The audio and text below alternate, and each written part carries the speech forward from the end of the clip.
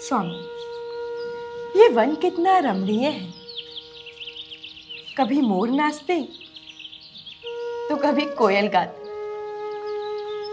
कभी हिरन खेलते तो कभी खरगोश आते। ये निर्मल हवाएं, ये पक्षियों की चहचहाट हृदय को शांति देता है। सीते, यह वन न केवल प्राकृतिक सौंदर्य से परिपूर्ण है, अपितु यहाँ के प्रत्येक वृक्ष, प्रत्येक प्राणी, प्रत्येक पुष्प में ईश्वर का वास प्रतीत होता है। स्वामी, क्या आपको अयोध्या की स्मृति नहीं आती?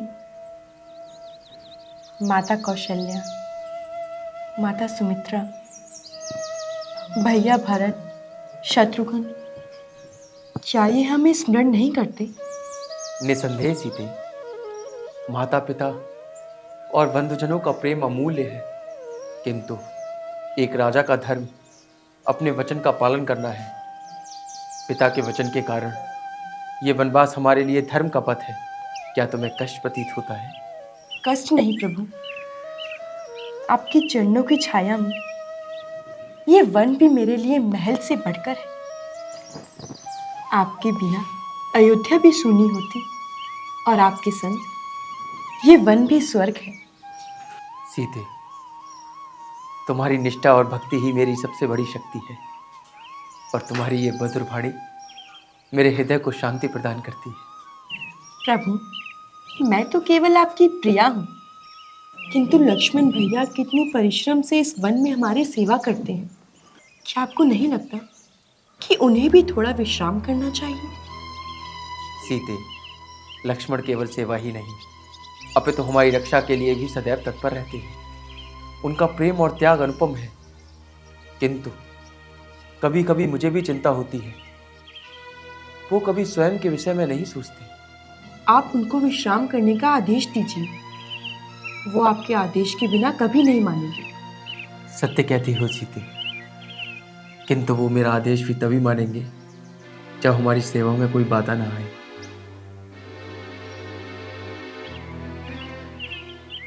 ओहो, तो यही है राम, वो राम जिनके नाम से पहाड़ हिलते हैं, जिनके नाम से राक्षस कांपते हैं। लेकिन क्या वे सचमुच इतने शक्तिशाली है जितना लोग कहते हैं? मैंने तो कभी उनकी शक्ति नहीं देखी। ऐसा करता हूँ, आज मैं उनकी शक्ति की परीक्षा ले ही लेता हूँ। हाँ, मैं उन्हें चुनौती देता हूँ। मैं माता सीता को तंग करूँगा, देखूंगा राम कब तक चुप रहते हैं और कब तक सहते हैं। अगर वो सचमुच भगवान हैं तो उनका क्रोध भी अद्भुत होगा, और अगर नहीं तो ये संसार उनके भ्रम में जी रहा है। हाँ, आज मैं राम की शक्ति की परीक्षा लेकर रहूंगा।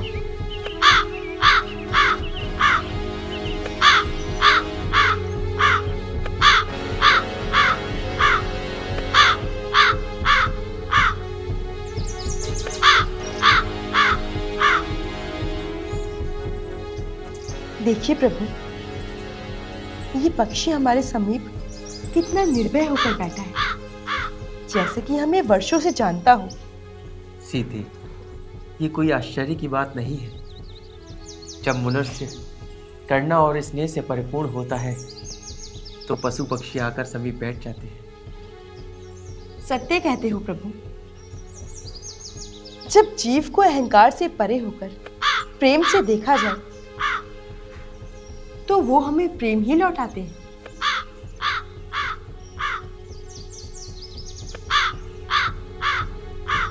हाँ, अब मैं ऐसा करता हूँ, माता सीता के पैरों पर प्रहार करता हूँ, तभी होगी राम की परीक्षा।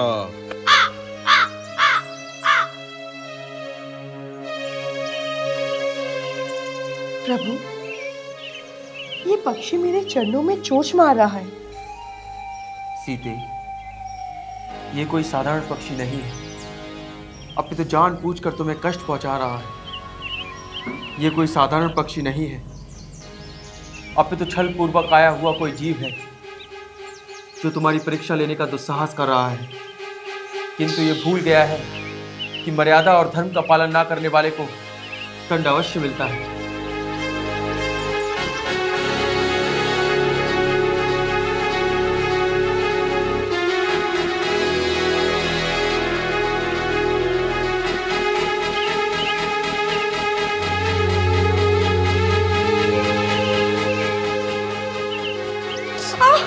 पापी, पापी तू कौन है और मेरी सीता को इस प्रकार कष्ट क्यों पहुंचा रहा है?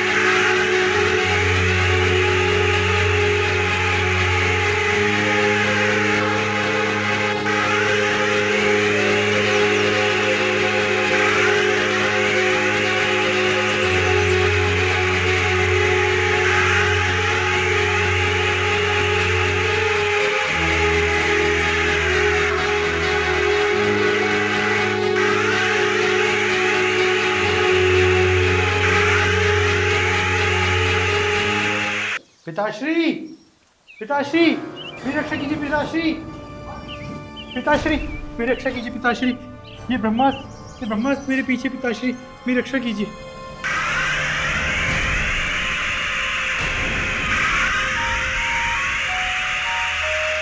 जयंत, तूने कौन सा अपराध किया है जिससे श्री राम जैसे करुणामय पुरुष ने तुझ पर ब्रह्मास्त्र चला दिया? बता, सच क्या है? पिताश्री, पितादेव, मैंने केवल उनका परीक्षा लेने का प्रयास किया था। मैं देखना चाहता था कि वे सच में कितने शक्तिशाली हैं। मैंने माता सीता के चरणों पर हल्का प्रहार किया, परंतु श्री राम जी ने बिना कोई क्षण गवाए मेरे ऊपर ब्रह्मास्त्र चला दिया। अज्ञानी, तूने माता सीता को पीड़ा दी। तूने उस सती और पतिव्रता नारी का अपमान किया। जयंत, तुझे क्या यह नहीं पता कि स्त्री का सम्मान ही पुरुष का सबसे बड़ा धर्म है? मुझे क्षमा कर दे पितादेव, मैं अहंकार में था पितादेव, मुझे क्षमा कर दीजिए। मैं ये नहीं समझ पाया कि श्री राम कोई साधारण पुरुष नहीं, वे स्वयं नारायण हैं। किंतु ये ब्रह्मास्त्र मेरा पीछा कर रहा है और इसे कोई नहीं रोक पा रहा।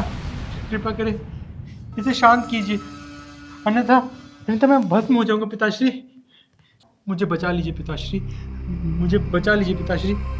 जयंत, श्री राम का ब्रह्मास्त्र देवताओं से भी ज्यादा शक्तिशाली है। इसे कोई नहीं रोक सकता, न मैं, न ब्रह्मा और स्वयं महादेव भी इसे नहीं रोक सकते। और तूने जो अपराध किया है, इसका दंड तुझे मिलना ही चाहिए। नहीं पितादेव, मैं आपका पुत्र हूँ, क्या आप मुझे मरते हुए देखेंगे? अब तू मेरा पुत्र नहीं जयंत। जिसने धर्म और मर्यादा का उल्लंघन किया वह देवता कहलाने योग्य नहीं। तो क्या मेरी मृत्यु निश्चित है? क्या कोई और उपाय नहीं है? उपाय केवल एक है। जा और श्री राम जी के चरणों पर समर्पित हो जा। उनके अतिरिक्त तुझे कोई नहीं बचा सकता। यदि वह करुणा दिखाएं तो ही तुझे जीवन दान मिलेगा, अन्यथा यह ब्रह्मास्त्र तुझे भस्म कर देगा। पिताश्री, मैं भी श्री राम जी के चरणों पर जाता हूँ और उनसे क्षमा याचना करता हूँ।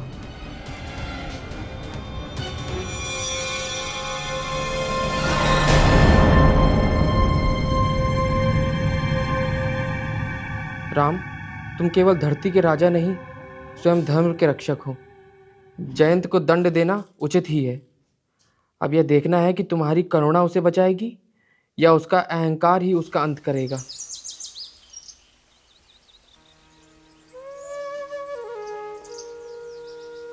प्रभु, मुझे क्षमा कर दीजिए प्रभु, मुझे क्षमा कर दीजिए।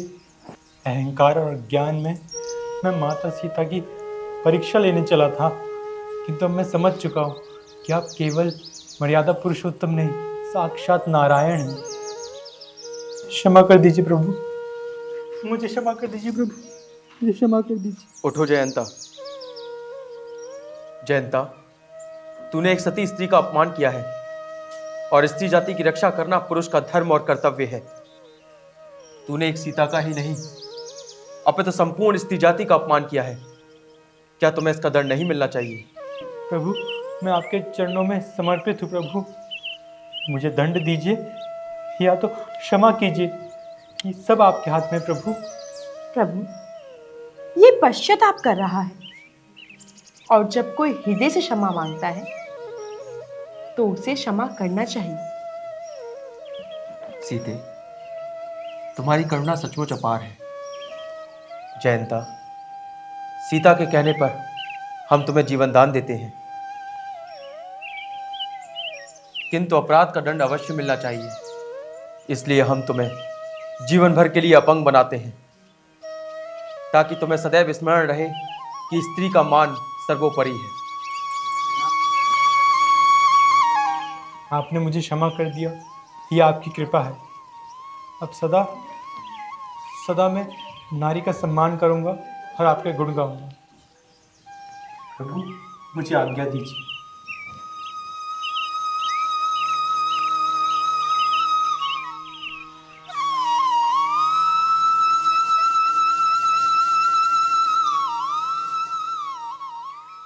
प्रभु, आपका न्याय और दया दोनों ही अनुपम है। लक्ष्मण, धर्म केवल दंड देना ही नहीं, अपितु करुणा में भी निहित है। और यदि कोई पश्चाताप करे तो उसे क्षमा करना परम धर्म है।